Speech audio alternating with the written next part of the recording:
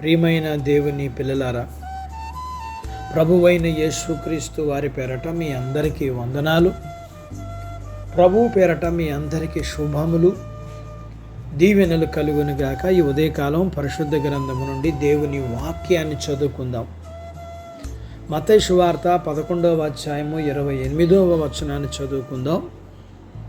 ప్రయాసపడి భారం మోసుకుంటున్న సమస్త జనులారా, నా యొద్దకు రండి, నేను మీకు విశ్రాంతిని కలగజేతును.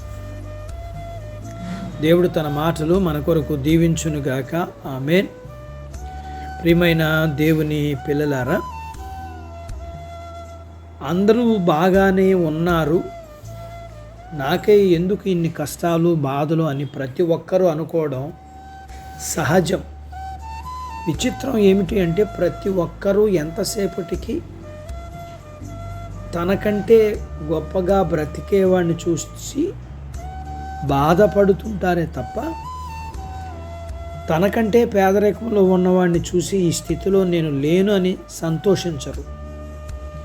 అందుకే ఎన్ని ఉన్నా జీవితంలో ఏడుపు మాత్రం పోదు. పోనీ దేవుని దగ్గరికి వెళ్ళి కష్టాలు తీరిపోతాయని నమ్మరు. ఎన్నో కష్టాలు బాధలతో జీవితమంతా భారంగానే బ్రతుకుతూ ఈడ్చుకుంటూ వెళ్తున్నారు.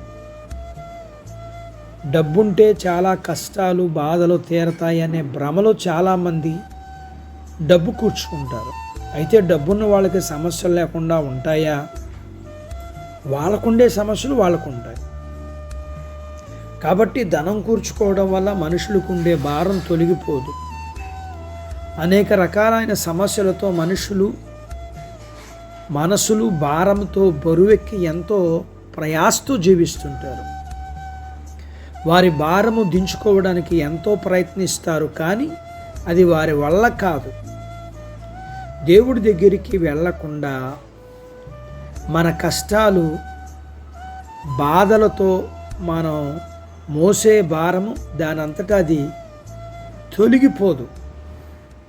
ఎవరైనా సరే తమ భారాన్ని దించుకోవాలంటే దేవుని దగ్గరికి వెళ్ళాల్సిందే.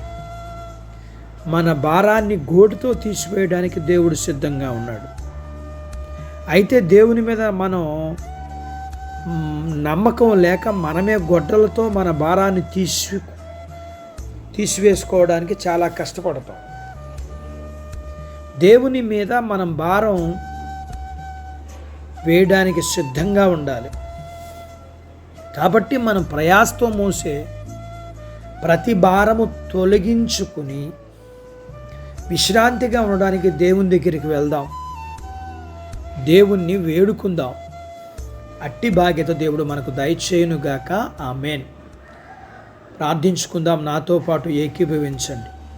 మమ్మలను మిక్కిలిగా ప్రేమించిన మా ప్రియ పరలోకపు తండ్రి, మీ పరిశుద్ధ నామమును బట్టి మీకు వందనాలు. ఈ ఉదయకాలం మీ పాదాల దగ్గర మీ లేఖనాన్ని నేర్చుకోవడానికి మీరు కృప చూపించారు.